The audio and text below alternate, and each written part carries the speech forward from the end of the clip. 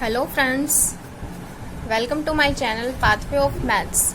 In the first video, we have discussed two questions of complex analysis of GATE 2019 paper. Now in this video, we are going to discuss next two questions of GATE 2019 exam. Now before starting the video, I request you all to subscribe the channel and press the bell icon ताकि आने वाले सभी videos की notification पहुंचे आप तक सबसे पहले. So let's start the video. Now the third question is, let f be a function from complex plane C to C be a function defined by f of z equals to z raised to power 6 minus 5z to power 5 raised to power 4 plus 10. Then we have to find number of zeros of function f of z in the disk this. Z belongs to C, mod z is less than 2. हमें number of zeros लाई करने function of find करने function f of Z के जो इस contour सी में लाई करते हैं. तो इस क्वेश्चन को सॉल्व करने के लिए हम रोशेस थ्योरम का यूज करेंगे. रोशेस थ्योरम क्या है? If f and g be two analytic functions within and on C such that modulus of g is less than equals to modulus of f of z on C, then number of zeros of function f of z and f of z plus g of z are same inside C. क्या f और g दो analytic function हैं किसी contour C और उसकी boundary पे, और g के मॉडुलस की value less than equals to है modulus of f of z C की बाउंड्री पे. तो फंक्शन f of z के और f of z plus g of z के कंटूर C के अंदर नंबर ऑफ जीरोस सेम हो.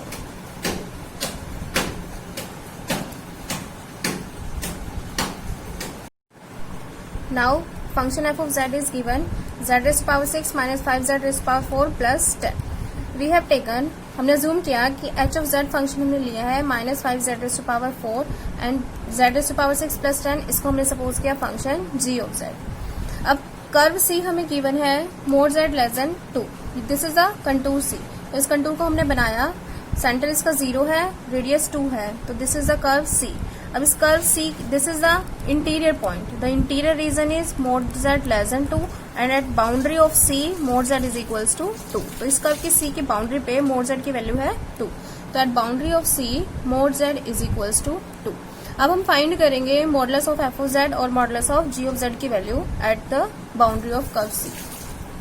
Now modulus of h of z, value of h of z put करेंगे minus 5z raise to power 4. So this is equals to 5 into mod z raised to power 4. This can be written as 5 mod z raised to power 4. Mod z की value 2 है, 2 की value put करेंगे 2 raised to power 4. This is 5 into 6 है 80. So modulus of h of z की value आई है 80 and modulus of g of z is equals to value g of z raised to power 6 plus 10. So this is less than equals to cos mod of a plus b less than equals to mod a plus mod b. इस inequality को use करेंगे. So this is modulus of z raise to power 6 plus 10. 10 का mod 10 आएगा because 10 is positive number.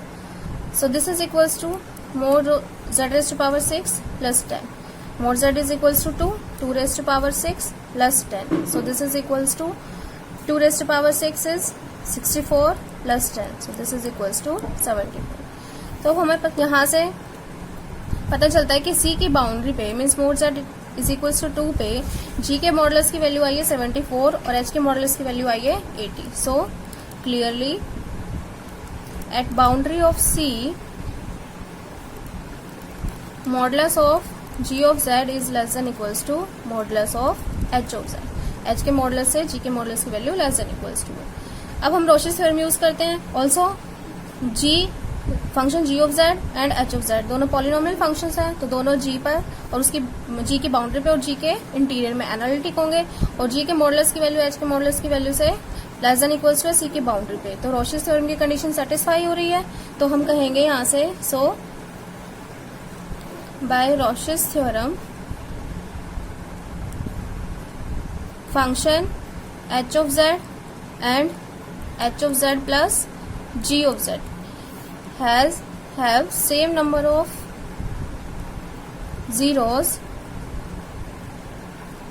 inside C. C के interior में function h of z के और h of z और g ऑफ z के नंबर ऑफ जीरोस सेम होंगे, but function h of z है हमारा minus 5z rays to power 4. इस फंक्शन की जीरोस क्या आएंगी, z इक्वल टू 0, और z equal to 0 curve C के इंटीरियर में लाई कर रहा है. So but h of z has 4 zeros inside C. So h of z की 4 zeros हैं, तो h of z plus g of z. So h of z plus g of z is equals to z raised to power 6 minus 5z raised to power 4 plus 10. h of z plus g of z की ये value बनेगी. Has 4 number of zeros inside C. तो h of z plus g of z की भी 4 zeros आएंगे curve C के अंदर. But जो h of z plus g of z है, h of z और g of z को ऐड करेंगे तो किसकी वैल्यू आएगी, फंक्शन f of z की. So we can say that f of z has 4 zeros inside curve C. So our answer is equals to 4. Answer is 4 zeros.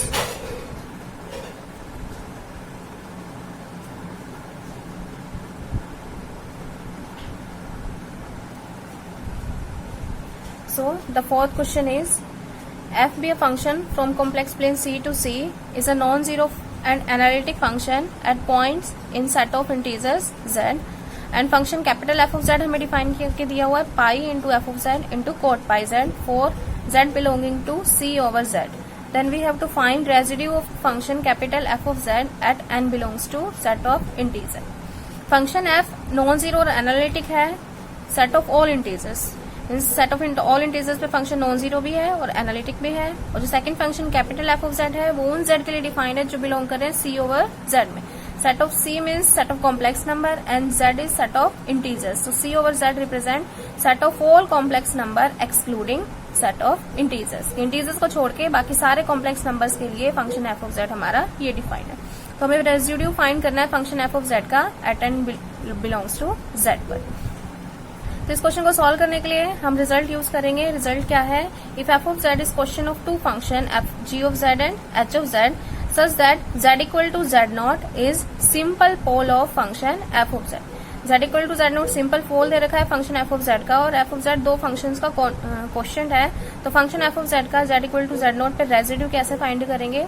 Ji of Z function, ऊपर वाला function as it is, नीचे वाले function का derivative करना है और फिर पूरी टर्म में जेड को पुट करना है z equal to z naught. अब function capital f of z हमारा है pi into f of z cot pi z.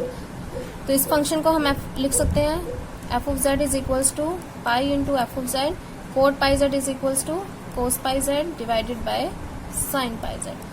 So this is function f of z. Residue find करने के लिए सबसे पहले हमें फाइंड करनी पड़ेगी इस फंक्शन की सिंगुलैरिटी क्या है. सिंगुलैरिटी फाइंड करने के लिए हम हमेशा कैसे फाइंड करेंगे कि जो डिनोमिनेटर टर्म है फंक्शन की उसको इक्वल टू 0 पुट करेंगे. तो यहाँ हम पुट करेंगे sine pi z is equals to 0. 0 is equals to sine n pi. So this is equals to pi z is equals to n pi. तो यहाँ से पाई कैंसिल हो जाएगा और जो सिंगुलैरिटी आएंगी वो आएगी z is equals to n where n belongs to set of integer. मीन्स इस फंक्शन f of z के लिए हर एक इंटीजर सिंगुलैरिटी है. अब हम फाइंड करेंगे कि ये सिंगुलैरिटी है किस टाइप की. कोई भी कॉम्प्लेक्स वेरिएबल है z equal to z naught, वो पोल होता है फंक्शन f of z के लिए if and only if limit z tends to z naught f of z is equals to infinity. अगर z नॉट पे function f of z की limit infinity आती है तो point z equal to z naught function f of z के लिए पोल बनता है. और अगर वो पोल 1 ऑर्डर का हो तो उस पोल को हम बोलते हैं सिंपल पोल. अब z इक्वल्स टू n पे हम इस फंक्शन की लिमिट फाइंड करते हैं. z equals to n f of z. So this is equals to z limit z tends to n f of z is pi f of z cos pi by z divided by sine pi by z. Clearly we see that जब भी हम n को यहाँ z को यहाँ पे n put करेंगे तो ये टर्म बनेगी पाई into f of z cos pi n. यहाँ पे n आएगा एफ ऑफ n और यहाँ आएगा sine pi n. Sine n pi की वैल्यू 0 होती है तो यहाँ कुछ भी टर्म हो डिवाइडेड बाय 0 आएगा तो इस टर्म फंक्शन की z इक्वल्स टू n पे लिमिट आएगी infinity. So z is equals to n is simple pole. Limit infinity आ रही है और ऑर्डर 1 के हैं ये पोल्स तो z equals to n is simple pole of capital f of z। अब सिंपल पोल है और फंक्शन f ऑफ z हमारा तो फंक्शंस का क्वोशिएंट है, तो हम इस पर रेजिड्यू निकालने के लिए अपना रिजल्ट यूज करेंगे। रिजल्ट क्या था कि अगर कोई भी फंक्शन f ऑफ z दो फंक्शंस का क्वोशिएंट हो और z equals to z naught simple pole हो of f of z, then residue of function f of z at z equals to z naught is equals to g of z h dash z और इस पूरे term की value at z equals to z naught। तब हम अब इस result को apply करते हैं कैपिटल f of z पर। Now residue of capital f of z at z equals to n पर, ये सिंपल पोल है फंक्शन f of z के लिए, ये फंक्शन f ऑफ z है हमारा। तो रेजिड्यू क्या बनेगा, न्यूमरेटर वाले फंक्शन को एज इट इज रखना है। न्यूमरेटर वाला फंक्शन है हमारा pi f of z into cos pi z, तो pi f of z cos pi z as it is divided by sine pi z का हमें डेरिवेटिव करना है। साइन पाई z का डेरिवेटिव करेंगे तो जाएगा कोस पाई z और इस पूरे टर्म की वैल्यू फिर हमें फाइंड करनी है at z is equals to n। Pi से pi cancel, cos pi z से कोस पाई z से कैंसिल, इसमें z को n पुट करेंगे, so this is f of n। अब f ऑफ n हमारा ऑप्शन बी है, so answer is option B. So option B is the answer. So this is the solutions of GATE 2019 complex analysis. In the next video, we will discuss questions of GATE 2017 and 18 exam. If you like the video, please share it with your friends. Thanks for watching.